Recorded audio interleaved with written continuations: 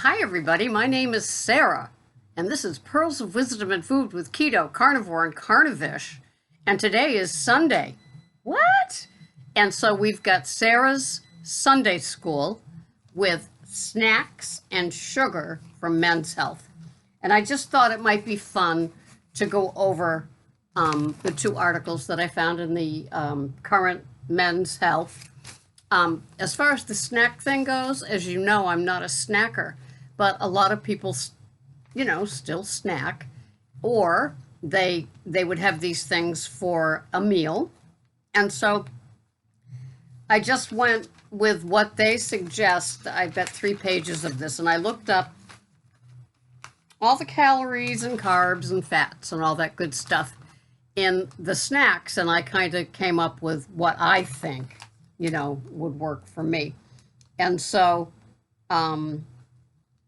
a lot of us do carnivore, so we wouldn't be interested in most of these things. But for those of you that are carnivish or keto, you could get a lot of benefit out of these things and, steer clear of crappy ingredients or hidden carbs and things like that. One of the things I do like about being keto and having, like, for example, Fage yogurt, I consider the carbs, the sugars, the lactose sugars in their total Fage, which means full fat. And I think of them as having benefits, right? And so good for your gut and everything else.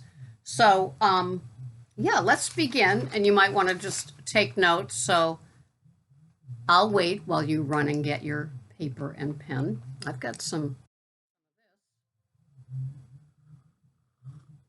All right, you back? Okay. So the first one is RX nut butters. So I don't know if you've seen these in the store. I'm not shopping for snacks. I'm not shopping for nut butter. That's kind of like kryptonite to me. But here we go. So I did the peanut butter one, RX nut butter, peanut butter, and it has 180 calories, 14 grams of fat, total carbs 8, sugar 3 grams, and protein 9 grams. Now I would take one of these along with the Justin's almond butter one, although you'll get the oxalates in that. I'm a cashew butter, or I used to be a cashew butter fan. So is this a good snack? 9 grams of fat, 180 calories, 14 grams of 9 grams of protein, 14 grams of fat, but total carbs 8, and sugar 3 grams. Kind of wouldn't be on my hot list, or my the top of my list. Next one is David's. I'm sure you've seen these in nut sections. Probably at 7-Eleven and other gas station convenience stores. David pumpkin pepitas with sea salt. And these have, in a quarter of a cup, there are 30, that equals 30 grams. 180 calories, 14 grams of fat, 3 total carbs, 11 grams of protein. So kind of the same, but cooked in canola oil, so it gets an X from me. Canola oil, sunflower oil, vegetable oil. Okay, the next one is wonderful unshelled chili roasted pistachios. Now these are cooked in sunflower oil, so again, it'd be an X from me. 170 calories, fat is 14 grams, 6 carbs, and the protein is 7 grams. So if you're going to have a nut of any kind, check to see what it's cooked in, roasted in, added to it. I've worked with somebody who loves their nuts, and I told them to read the can or the bag or the jar, because that is the big determinant. So of all the things on this page, I think it's going to be the three things on the top that I thought would be the best snacks. Next page, interesting stuff. I mean, I never find this stuff in stores. I mean, obviously I'm buying meat and the butcher. So these are dang coconut chips right there. And so in 1/3 of a cup equals 28 grams. There's 12 grams of fat. We like that. 1 gram of protein. Well, you know, nobody said that a snack had to be high protein. 14 carbs. Well, that takes care of that for us. And 10 grams of sugar. So probably not a good idea for us, no matter which food program we're doing. There's probably more nutritious available snacks. Okay, next one. So you look for the green label. Homegrown meats, 100% grass-fed beef jerky. So, okay, that sounds good. Beef jerky, you know, works for a carnivore, right? Or carnivish. 1 ounce has 60 calories, fat 1 gram, carb 1, protein 11 grams. But when you look it up to see what the nutrition is, what all the ingredients are, so many ingredients in it, it's not funny, and it's not carnivore friendly either.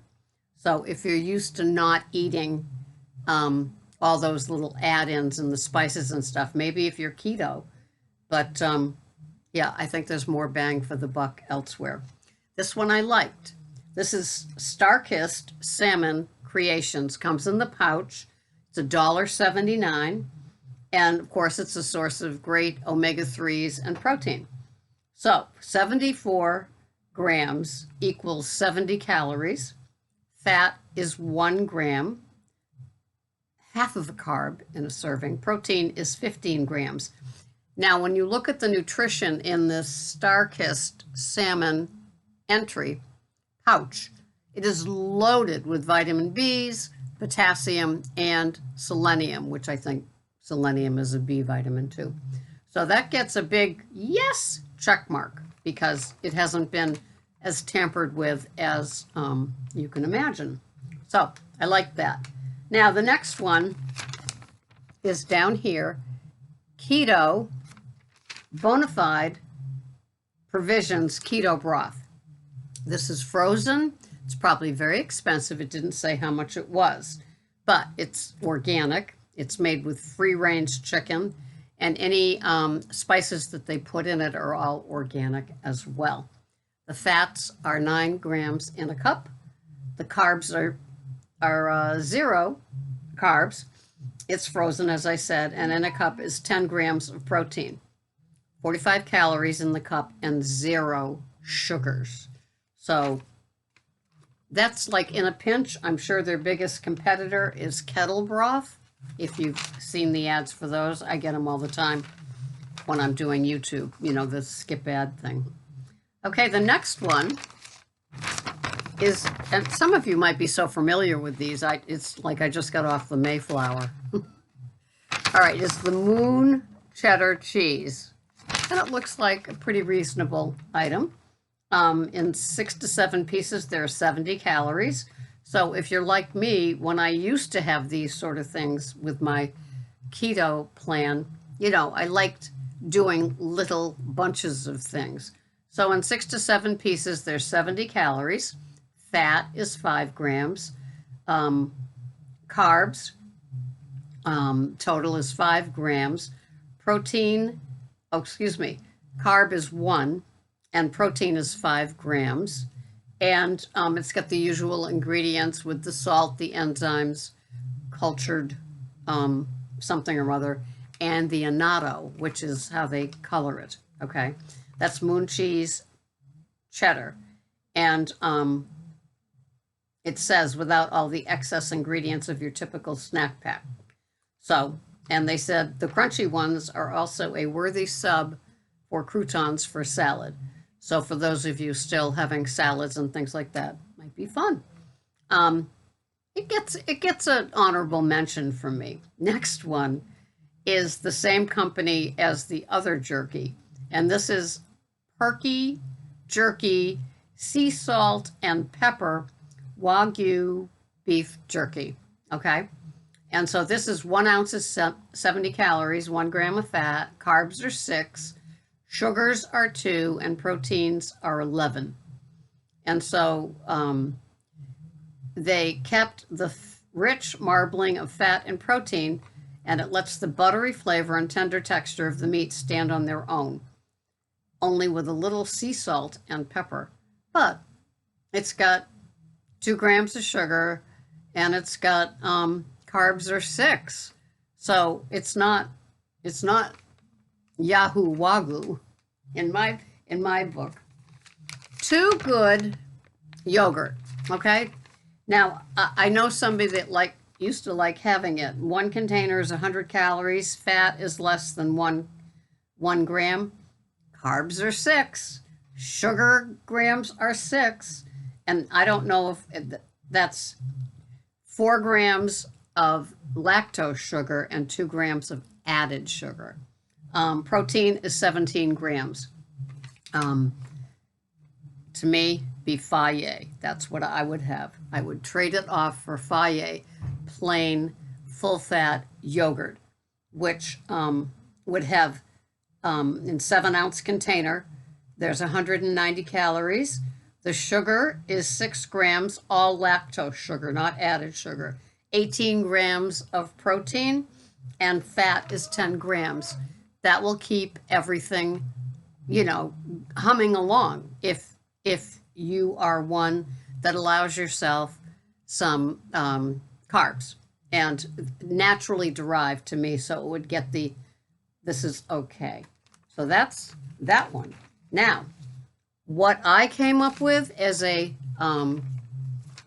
carnivore, carnivish, keto, moving on sort of person, what's wrong with a mozzarella stick, right? So there's 80 calories in the stick. The fats are 5 grams, carbs are 1, and 6 grams of protein. Easy peasy.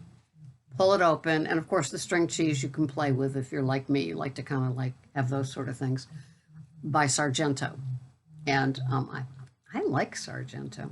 Anyway, a cheddar Sargento stick is 90 calories. The fat is 7 grams. The carbs are 0, and the protein is 5 grams. Okay, and then what about the hard-boiled egg? All you have to do is just think about it before you leave for the day. You go to work, you go to a class, you go to whatever. So hard-boiled egg is 70 to 80 calories, 7 to 8 grams of protein, 5 grams of fat. What's not to like about that? I used to love my hard-boiled egg, and I would just put the most serious grind of pepper on it. I loved it. Or actually, I'd put it on the plate and dip the egg. I loved my pepper and my hard-boiled egg. So those are the ones that, and the Faye, getting the container. And, I carry a spoon in my car all the time. You just never know, right? And so, actually, it's for the froth when I take a coffee to go. So those are, the snacks that come to mind. Sometimes we just have to have one. Say you're traveling and, you're a regular OMAD kind of carnivore person, but with all the traveling and everything else, it's you could pack things at a room temperature, like the Faye yogurt and the hard-boiled egg and the cheese sticks, and call that, have a 2-mad day, right? Or the traveling, unless you want to go to a restaurant, like a Chili's or something like that, and have a bunless burger or, something like that. But if you're sitting there at the airport on one of those chairs and you're there for 3 hours with a layover, pulling out these little snacky snacks, maybe you could even pack a little ice pack just to keep them chilled. So that's that for snacks. If you're gonna, then you're gonna, right? So the next one is, so you want to quit sugar. Just an interesting take on it. And so, you know, most of us have given up sugar by the time we get to keto, carnivore, carnivish. And so the first 24 hours, this is what you'd expect. Your symptoms, you may feel well, rough. You'll grow tired and lethargic. You may daydream. Your cravings may get more frequent and or intense. These are good signs. Insulin, a hormone that requires glucose, drops to become more stable. This means that eventually you won't go through the cycle of sugar highs and crashes. Interesting. And this was a quote from the bariatric surgeon who's based in California. Your move for day one is think through your day to the times you reach for sugar and set up some strategies for what else you could be doing instead.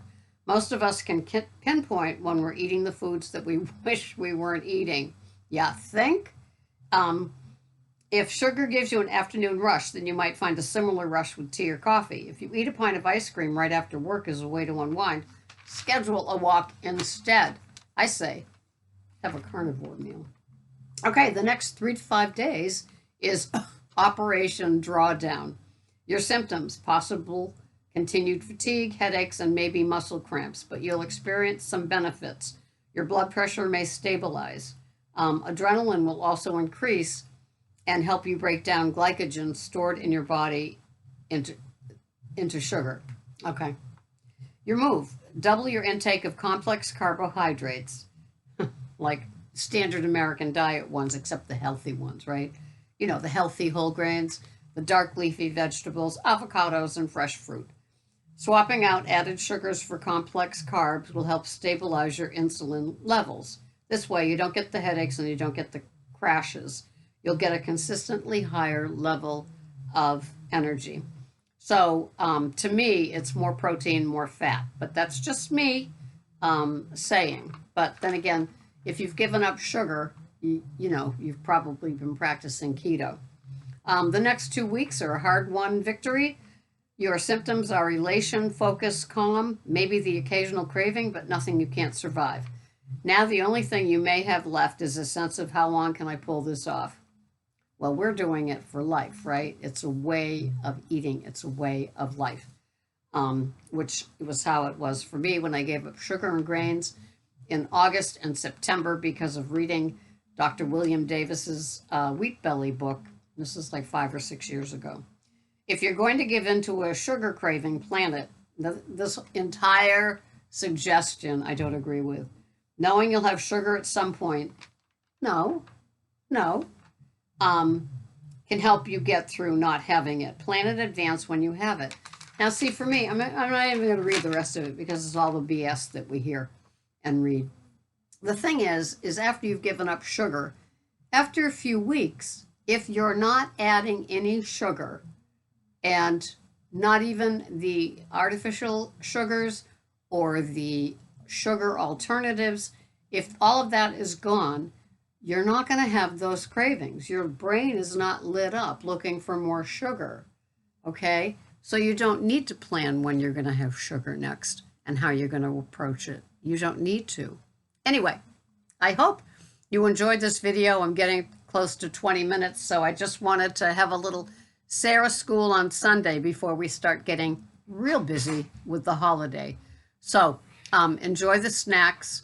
My favorites, my go-tos would be hard-boiled egg, mozzarella stick, cheddar stick, Fage full-fat yogurt, and what was the other one? I guess that was it. Yeah, those 4 things. And stay away from anything that is processed, which is most everything else that I read on the list. Have a great Sunday. Thanks for watching. Time for us with the egg. Bye-bye for now.